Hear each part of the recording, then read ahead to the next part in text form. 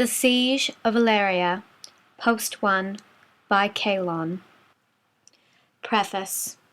It was an act of power. His Majesty straightened out the crimson tunic as the two ancient attendants by his side helped drape his rich purple robes, the royal vestments of the Prelactus, the High King. He peered beyond the bright red, gold-trimmed curtains in the stone archway of the alcove where he was being prepared. Beyond was the largest audience that His Majesty had ever addressed. A chamber holding all the leading families and houses of the ancients would be joined by hovering potent crystals that would project his image and message to every shire, hamlet, and city of the continent.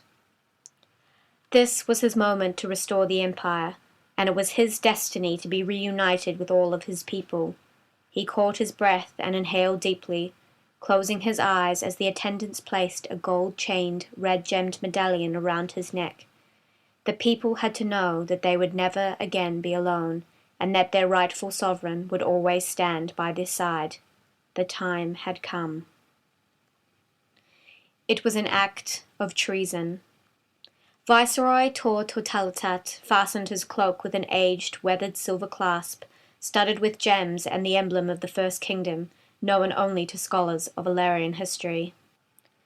Standing alone in the darkness, Tor stared out the paned tower window to the battlements of Castle Aelyria, the network of fortresses that flanked the Forum and the old city of Aelyria Prime, and ominously in the distance on the sea, the menacing outline of the citadel on the water that was the Fist of Ionis, the skyship sent by the ancients many months ago. What he had plotted and planned so carefully for over a year was now moving into fruition. This was his moment to liberate the realm, and it was his duty as a patriot to see that those who would enslave mortals be forever expunged from the planet. The elder viceroy, who had lived for centuries, clasped furtively the black crystal deep within the pockets of his robes. The people had a right to be free, to determine their own destiny, and this man who had touched Aelyria's history since its founding would be the one who would secure their liberty. The time had come. It was an act of vengeance. It stood brazenly out in the open for all to see. Surrounded by dozens of its hive mates, all in their own disguises, it no longer wore the body of a lowly street urchin, but this time the shape of a seaside merchant in the Rinshaven, not too far from the Ostward, where the abomination, the citadel that the ancient Aelyrians had sent as a vanguard, stood unaware of its own fate.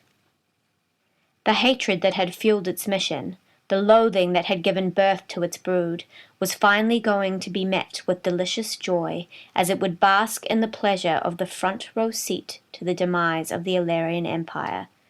This was its moment to triumph against those that had wronged it so, its exquisite instant to pull the string that would unravel the tapestry of the most profane experiment in the entire history of existence on Tilith. It looked up to the battlements, across to the citadel, and finally gazing into the sky as a wicked, sharp-toothed grin crept across its false countenance. The people would all be enslaved, and those that would resist would be exterminated, every last one. The time had come, and thus having been set free, so would it all come to pass.